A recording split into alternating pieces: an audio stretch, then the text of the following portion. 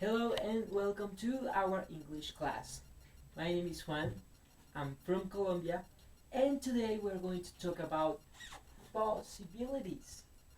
We will be looking at some words and common expressions that are used in the English language to express that something is possible.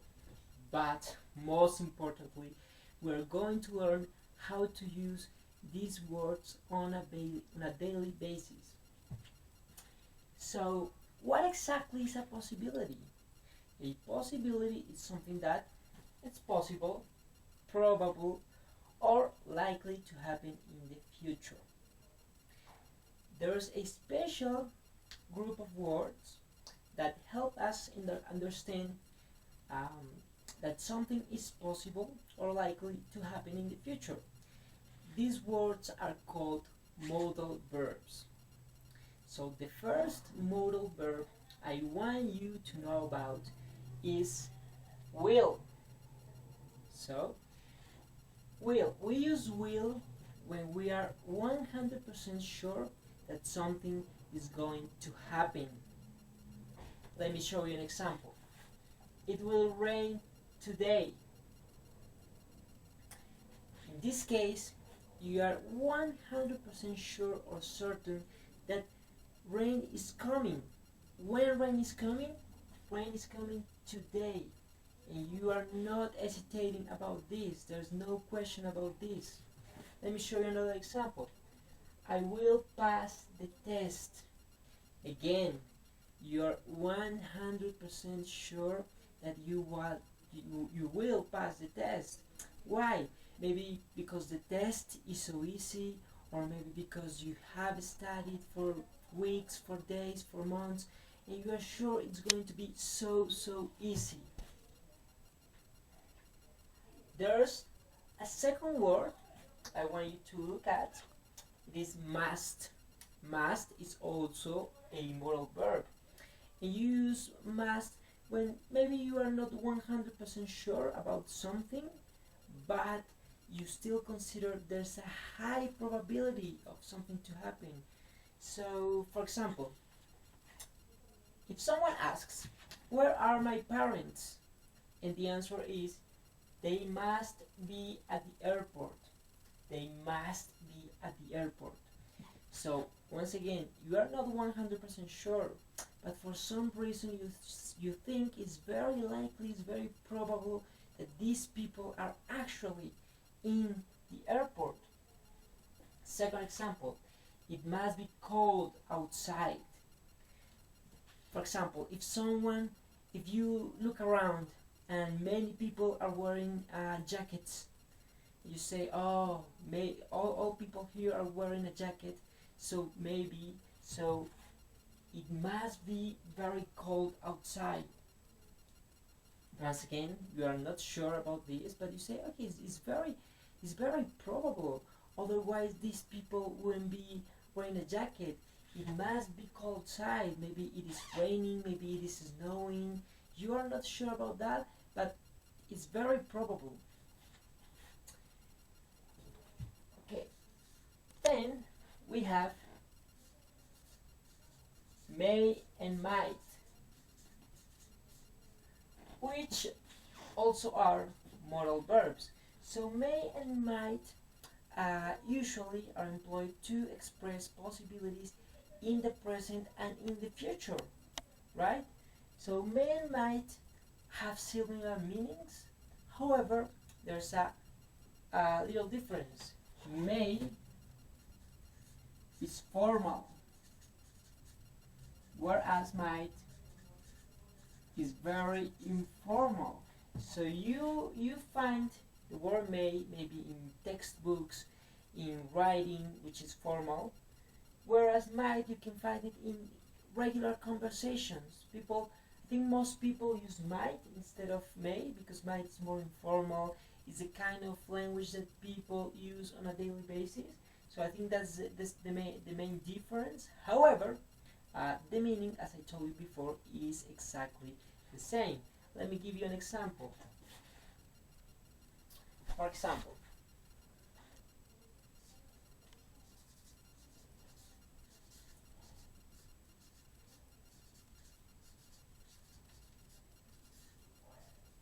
I might go to the party tonight.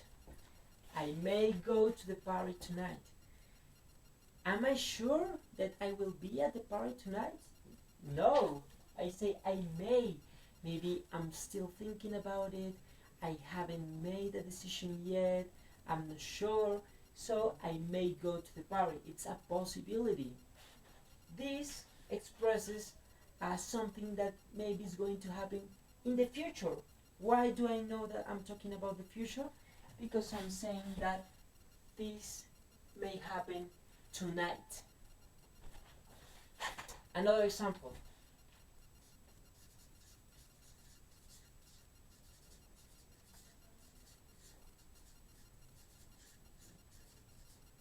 The keys may be in the car.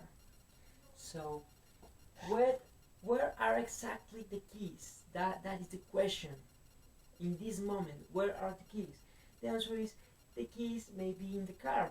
Once again, we don't know whether the keys are or are not in the car. Maybe we are guessing. It's a possibility that these keys are in the car. Okay? But as I told you, you can use may and might.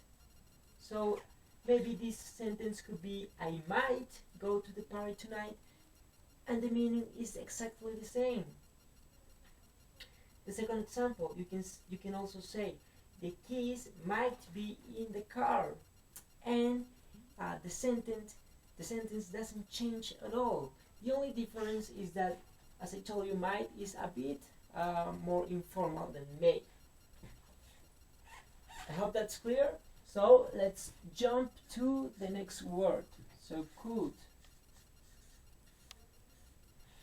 Could is also used to talk about possibilities in the present and in the past and in the future.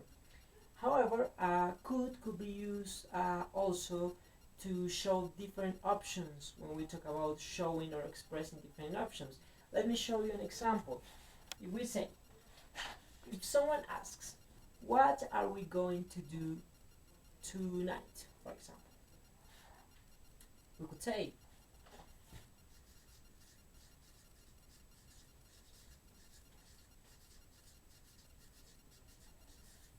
we could go shopping.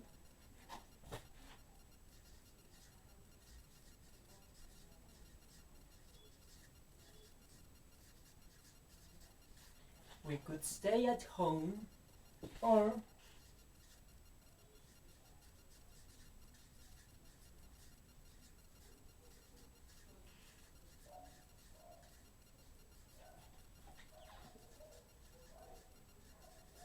we could go to the soccer match.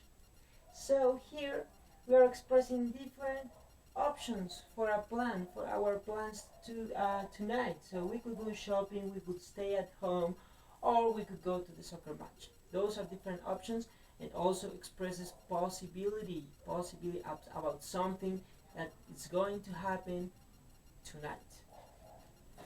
So, okay, to summarize what we have been talking about in this moment, I think I have a special trick in order for you to remember all these things we have analyzed today. So, for example, if you want to know when and how do I have to use will, must, may, might, and could, I think there's a special advice I would like to provide. So, if you are 100% sure that something will happen in the future, you use will. If you are like 80% about something, 80% is a high probability. It's high. So maybe you are not 100% sure that something will happen, but it's very probable. So you can use must. Okay? And if you are not very sure about something, maybe you are just like 50%, and when I say 50% or below 50%, maybe you are guessing because you are not sure about something. Anyway, when you are 50% sure about something, you can use these three words. You can use may, might, and could. Okay, so please remember this. I think this is a great advice in order you to use these words. And I think that's all we have got time for today. I really hope you have enjoyed this lesson, and of course I hope to see you next time. Have a good day.